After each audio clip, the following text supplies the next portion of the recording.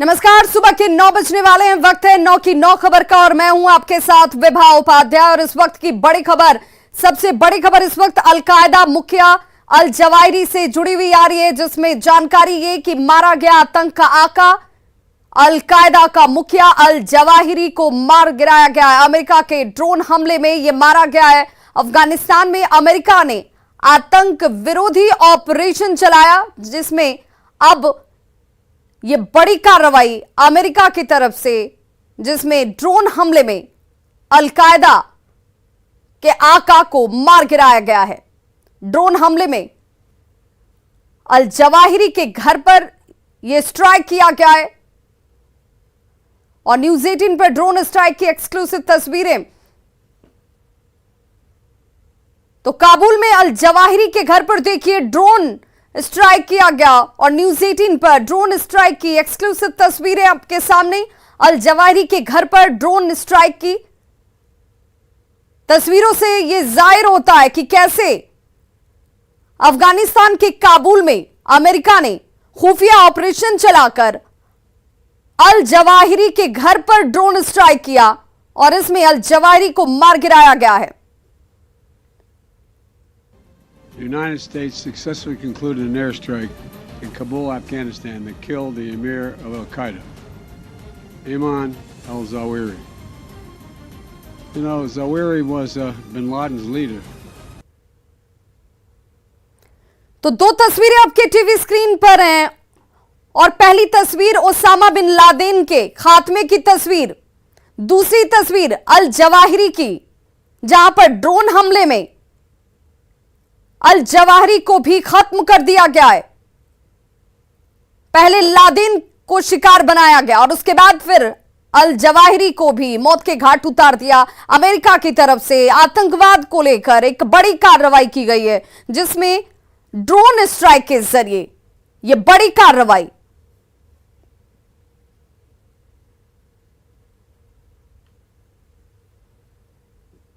तो ड्रोन हमले में मारा गया है जवाहिरी। ये बड़ी जानकारी और अमेरिका की तरफ से इसकी पुष्टि भी की जा चुकी है। एक्सक्लूसिव तस्वीरें आप अपने टीवी स्क्रीन पर इस वक्त देख रहे हैं, जहां पर ड्रोन स्ट्राइक की एक्सक्लूसिव तस्वीर और अमेरिकी राष्ट्रपति जो बाइडेन ने इसका बड़ा दावा भी किया।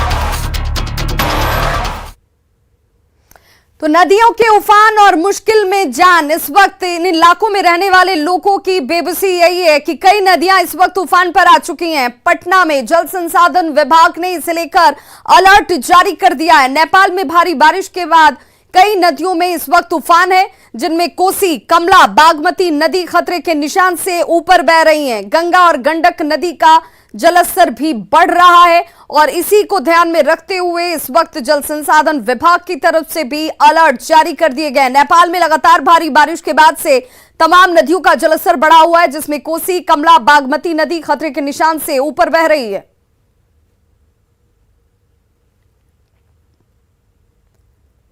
वहीं भागलपुर के नौगछिया के बैसी गांव में कोसी का कहर जारी है। पक्के मकान ढहकर कोसी की तेज धारा में समाते जा रहे हैं। अब तक दर्जनों परिवार बेसहारा हो चुके हैं। एक घर फिर से तेज करंट में कटकर गिर जाता है। ये तस्वीरें आपके सामने, मकान का आधा हिस्सा गिरने की कगार पर है। पीड़ितों का अब कहना है कि वो लोग रिंग बांध पर रह रहे हैं।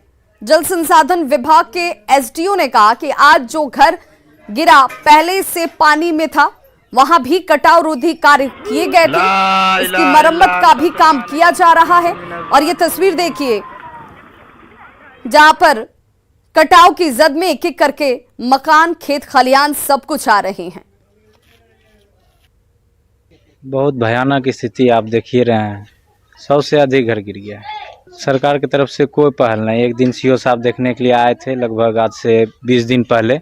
उस टाइम 30-35 घर गिरा था। उसके बाद कोई पहल नहीं। फिलहाल बंद नहीं है। जहाँ जहाँ पे मतलब ये रिस्टोर करना है, वहाँ वहाँ पे काम अभी चल रहा है। आज घर गिरा है? घर गिरा पहले से ही, वो अब पानी में था घर। वहाँ पे काम हुआ था तो हाँ हुआ था, बम्बू रोल हुआ था, इनसे हुआ था। गंडक नदी के जलस्तर में उतार और चढ़ाव जारी है। फिलहाल गंडक नदी में 2,67,000 क्यूसेक पानी का डिस्चार्ज हो रहा है। नेपाल के तराई क्षेत्रों में हो रही बारिश के बाद नदी के बढ़ते जलस्तर को लेकर अब बगहा जिला प्रशासन भी चौकस हो गया है। निचले इलाकों को खाली करने के निर्णय लिए गए हैं। सीओ को ऐसे गांवों पर नजर रखने को कहा गया है। साथ ही लोगों को सुरक्षित स्थान पर चले जाने के निर्देश भी दिए गए हैं।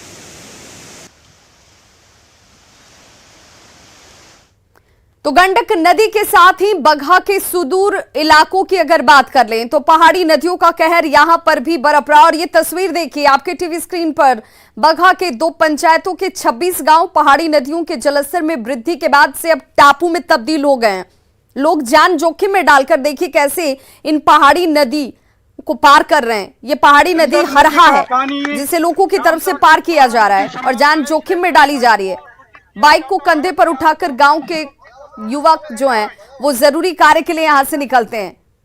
ये तस्वीर आपके सामने जहां पर बाइक को कंधे पर उठा के देखिए युवक जो हैं इस छोर से उस छोर पर। ये पहाड़ी नदियां हैं जो इस वक्त पानी से लबलबा गई हैं। बारिश के बाद गंडक नदी के साथ ही कई पहाड़ी नदियां उफान पर हैं। हालांकि प्रभावित इलाकों में एसएसबी की तरफ से भी सुरक्षित ठिकाना बनाने की अपील लोगों से लगातार की जा रही है।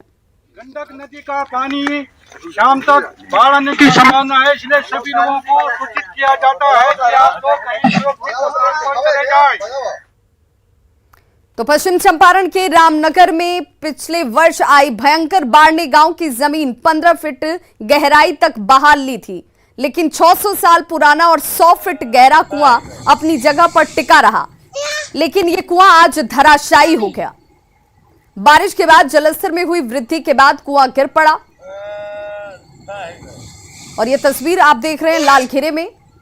पिछली बार जब भयंकर बाढ़ की स्थिति बनी थी तब भी यह कुआं तनकर खड़ा था, लेकिन इस बार ये बह जाता है। कुएं के गिरने की एक्सक्लूसिव तस्वीर आपके टीवी स्क्रीन पर। बगहा के 2 इलाके के 2 पंचायतों के 26 गांवों का आवागमन और स्वास्थ्य सुविधाएं बिल्कुल खत्म हो चुकी हैं। और ऐसे में 25 किलोमीटर जंगल और कई बार नदियों को पार कर शहर आने की मजबूरी अब लोगों के सामने है। गंडक नदी के साथ ही पहाड़ी नदियों में भी इस वक्त उफान है।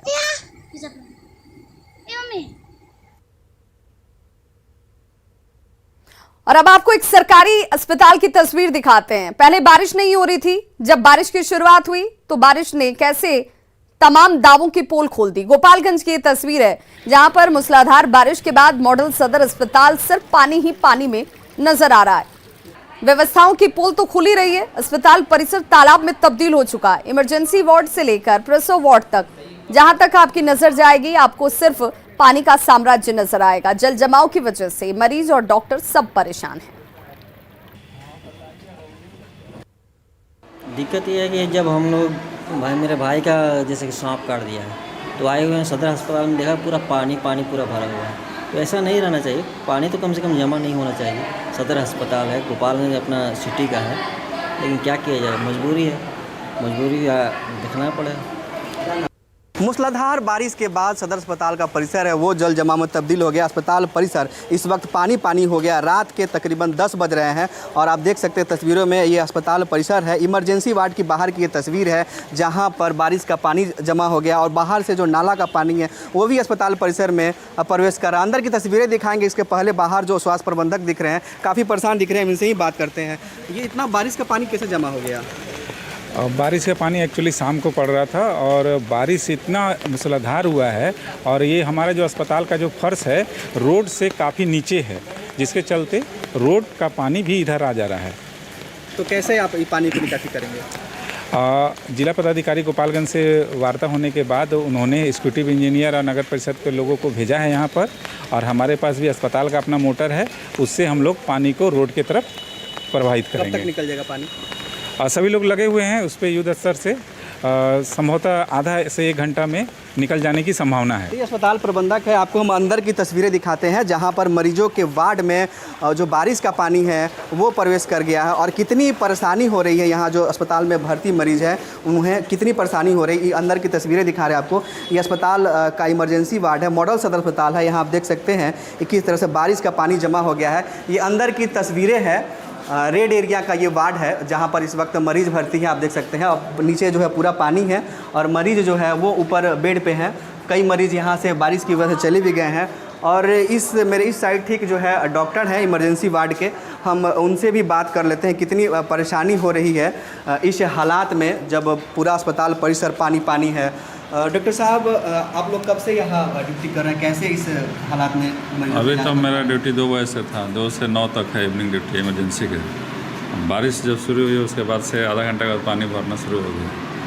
कठिनाई तो है, अब मरीज आ रहे हैं तो देखना जरूरी है। इमरजेंसी वार्ड के डॉक्टर हैं, लाचार हैं क्योंकि बारिश का पानी भर गया है और मरीज आ रहे हैं, इलाज करना भी ज़रूरी है। लिहाजा डॉक्टर भी उन मरीजों के साथ बारिश के पानी में इलाज कर पा रहा है। लेकिन देखने वाली बात होगी कि ये समस्या कब तक जो है समस्या का निदान हो पाता है और बारिश का पानी अस्पताल परिसर से बाहर हो पाता है। गोविंद कुमार, न्यूज़ 18, गोपालगंज। और बड़ी खबर, रांची के बिरसा मुंडा एयरपोर्ट को एक बार फिर से उड़ाने की धमकी दी गई है। कल रांची एयरपोर्ट के एक अधिकारी को मैसेज मिला जिसमें 20 लाख रुपए डिमांड किए गए थे। साथ ही नहीं देने पर एयरपोर्ट को उड़ाने की धमकी दी गई। हैरत की बात यह है कि बार बार धमकी देने वाले को रांची पुलिस अब तक ट्रेस ही नहीं कर पाई। इससे पहले 28 जुलाई को पहली बार रांची एयरपोर्ट को उड़ाने की धमकी दी जाती है, लेकिन जांच के दौरान बम डिस्पोजल स्क्वाड को कुछ भी हासिल नहीं हुआ, कुछ भी नहीं मिला। इसके बाद 24 घंटे के भीतर एक बार फिर से 29 जुलाई को धमकी देकर रंगदारी की मांग की गई, लेकिन पुलिस को फिर से धमकी मिलने के बाद भी कोई सुराग हाथ नहीं लगता है। और अब तक 5 दिनों के भीतर रांची एयरपोर्ट को उड़ाने की 3 बार धमकी दी जा चुकी है। पुलिस धमकी देने वाले को क्यों ट्रेस नहीं कर पा रही है, यह भी एक बड़ा सवाल है। हालांकि एयरपोर्ट प्रबंधन ने हर धमकी के बाद पूरे परिसर की तलाशी ली, साथ ही सुरक्षा बलों को भी हाई अलर्ट पर रखा है, लेकिन धमकी देने वाले का सुराग नहीं मिलना पुलिस और प्रशासन पर गंभीर सवाल जरूर खड़े करता है। पटना के फुलवारी शरीफ में बेकरी व्यापारी के घर में लूटपाट के दौरान अपराधियों ने 2 महिलाओं की हत्या कर दी है। दोनों मृतक आपस में मां और बेटी लगती हैं। घटना के बारे में यह कहा जा रहा है कि घर में व्यापारी के घर में सास और पत्नी उस वक्त मौजूद थीं। अपराधियों ने पहले सास को मौत के घाट उतारा, वहीं पत्नी के बीच बचाव करने पहुंचने पर अपराधियों ने उसे भी मारकर जख्मी कर दिया, जिसका निजी अस्पताल में इलाज के दौरान मौत हो जाती है। घर में लगे सीसीटीवी कैमरे के डीवीआर भी अपराधी अपने साथ लेते गए। अपराधी घर में रखे कीमती सामान को भी लूट कर यहां से गए हैं। मौके पर पहुंची पुलिस ने घर को सील कर दिया है और फॉरेंसिक टीम को बुलाया गया है। फिलहाल हत्या के पीछे कारणों का खुलासा नहीं हुआ है। बेऊर और रूपसपुर पुलिस इस पूरे मामले की जांच में जुटी है। पूरा भी एरिया में एक झाजी का मकान है, विवाह से निजा नाम है उनका। उनके घर में घटना घटी है। 2 महिलाएं थी, एक उनकी सास थी और एक उनकी वाइफ है। दरवाज़ा खुला हुआ है, एक कस्टमर बताया दरवाज़ा खुला हुआ है। तब फिर दूसरा आदमी एक और आया तो अंदर जा कर के बताया कि हाँ ऐसा ऐसा बात है। क्या बात हुई है? उनकी सास को तकिया से अथी करके नीचे गिराया हुआ था और उनको वाइफ को पूरा माथा में चोट लगा हुआ। और बड़ी खबर इस वक्त जहानाबाद से आ रही है, जहां पर बाजार समिति में 2 लोगों को चाकू मारा गया है। दोनों घायल सदर अस्पताल में इस वक्त भर्ती कराए गए हैं। रंगदारी की मांग करने के लिए पहुंचे हुए थे 6 की संख्या में लोग, जिनकी तरफ से रंगदारी की मांग की जा रही थी और विरोध करने पर 2 लोगों को चाकू मार दिया गया। एक आरोपी को हालांकि लोगों ने पकड़ लिया है। जहानाबाद बाजार समिति की यह घटना, और फिलहाल पुलिस तहकीकात में जुटी हुई है।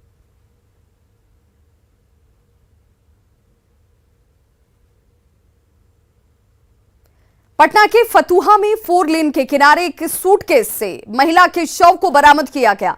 पुलिस ने शव को पोस्टमार्टम के लिए नालंदा मेडिकल कॉलेज भेज दिया है। महिला के सिर पर गंभीर चोट के निशान दिखते हैं।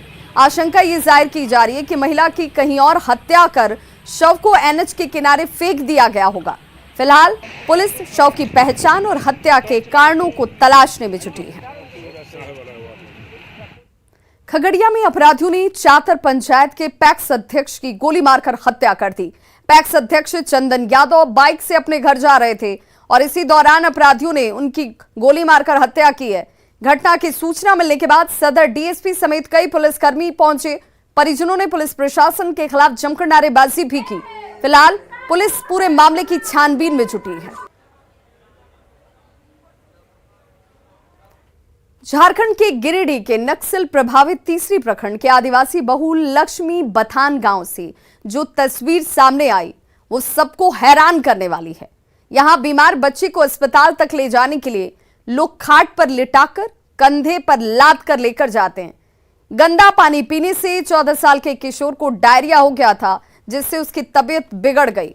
दरअसल आजादी के 75 साल बीतने के बाद भी गांव में न तो सड़क बन पाई है और ना ही शुद्ध पेयजल की कोई सुविधा ही लोगों को नसीब है। ऐसे में लोग नदी, नाले और कुएं का गंदा पानी पीने को मजबूर हैं। सड़क के अभाव में यहां ना तो डॉक्टर पहुंच पाते हैं और ना ही एम्बुलेंस ही।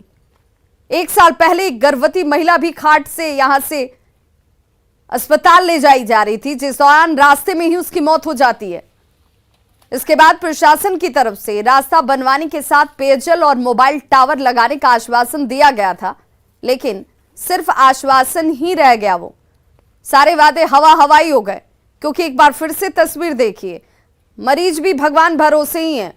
लोगों की जीवटता है, ये खुद अपनी इच्छा शक्ति से लोगों को खाट पर लेकर रास्ते को तय करते हैं और अस्पताल तक पहुंचते हैं।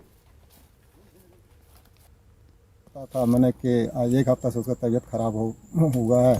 नहीं आप फ़ोन करते हैं, डॉक्टर पहुंच नहीं पाता है। हरामुल लगने से बहुत मैंने की अवस्था। तबीयत कैसे खराब हो गया? खराब हो गया कि मैंने कि पानी पीने से खराब हो चुका पेट में, कि दवाई थक। कहाँ का पानी पी रहे हैं? मैंने पानी के नदी नाला का पानी पीते हैं सब, जो पानी चल नहीं पाता है। नहीं तो कुआं। तो खटिया पे क्यों ले जा रहे हैं आप लोग? खटिया पे तबीयत खराब था, इसके कारण से ले आ रहे हैं मैंने कि इलाज करने के लिए इलाज करने के लिए ले आ रहे हैं। जैसे मैंने कि आदमी भी हमको पास नहीं है, जो पोता भी मैंने की तबीयत खराब है, बेटा लोगों भी उसका भी तबीयत खराब, तो कैसे इसको ले जाए मैंने कैसे तकलीफ से तो टांग कर लेने चाहता हूँ। इलाज मतलब रास्ता सही नहीं है? रास्ता नहीं है, मतलब सबसे खराब के रास्ते यहाँ पर नहीं है और नहीं में कोई डॉक्टर यहाँ आ नहीं पाता।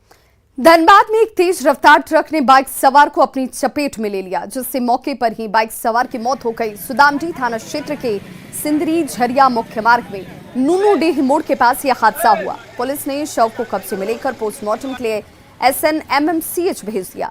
मिली जानकारी के मुताबिक बाइक सवार सिंदरी की तरफ से आ रहा था और इसी दौरान ट्रक ने उसे अपनी चपेट में लिया। बाइक सवार हेलमेट पहने हुए था, लेकिन ट्रक की चपेट में आने से वो हेलमेट भी चकनाचूर हो गया। मृतक दिगंबर सिन्हा धनसार के रहने वाले थे।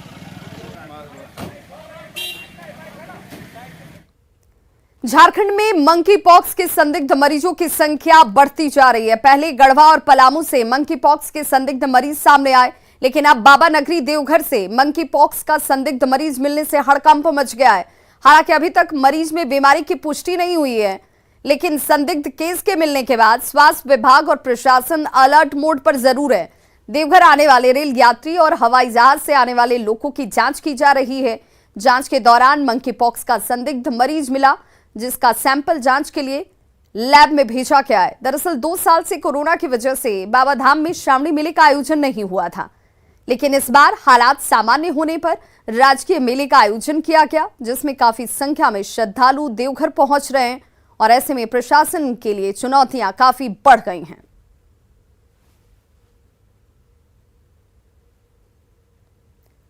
जनता दल यूनाइटेड ने उत्तर प्रदेश के बाहुबली नेता धनंजय सिंह को राष्ट्रीय महासचिव बनाया है।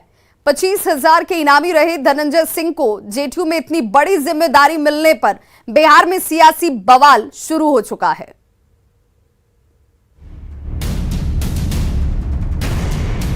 इन्हें तो आप पहचानते ही होंगे, नाम है धनंजय सिंह और पहचान एक बाहुबली नेता की रही है। उत्तर प्रदेश से 2 बार विधायक और 1 बार सांसद रहे धनंजय सिंह पर लखनऊ पुलिस ने 25,000 का इनाम घोषित किया था। हत्या, लूट और रंगदारी जैसे दर्जनों गंभीर मामले के आरोपी रहे धनंजय सिंह की शान में एक और बड़ा पद जुड़ चुका है और वो पद है जेडीयू के राष्ट्रीय महासचिव का। जेडीयू के राष्ट्रीय अध्यक्ष ललन सिंह ने धनंजय सिंह को राष्ट्रीय महासचिव क्या बनाया? बिहार में सियासी बवाल शुरू हो गया। आरजेडी और कांग्रेस के नेता सवाल पूछ रहे हैं कि कहां गई नीतीश कुमार की 0 टॉलरेंस की पॉलिसी। एक दागी को राष्ट्रीय पदाधिकारी बनाना, उनको टिकट देना, ये बता रहा है कि जेडीयू में भी ऐसे दागियों का स्थान है। जेडीयू का कोई सिद्धांत नहीं है, सुविधा के हिसाब से सिद्धांत बदलते हैं। धनंजय सिंह के नाम पर शुरू हुई सियासत पर बीजेपी के नेता इसे जेडीयू का अंदरूनी मामला बताकर पल्ला झाड़ना ही उचित समझ रहे हैं। भारतीय जनता पार्टी का इस विषय पर क्या लेना देना है? हम किसको बनाएंगे पार्टी में पदाधिकारी, ये जदयू नहीं तय करेगा। धनंजय सिंह को पार्टी का राष्ट्रीय महासचिव बनाए जाने पर बिहार जेडीयू के नेताओं को भी सफाई देते नहीं बन रहा है। बिहार प्रदेश के हम लोग प्रवक्ता है, उत्तर प्रदेश की स्थिति क्या है, वहाँ के पदाधिकारी जो मनोनीत होकर के आए हैं, क्या एक्चुअल फैक्ट है, क्या स्थिति है, उसकी जानकारी अद्यतन अभी हम लोग के पास है नहीं।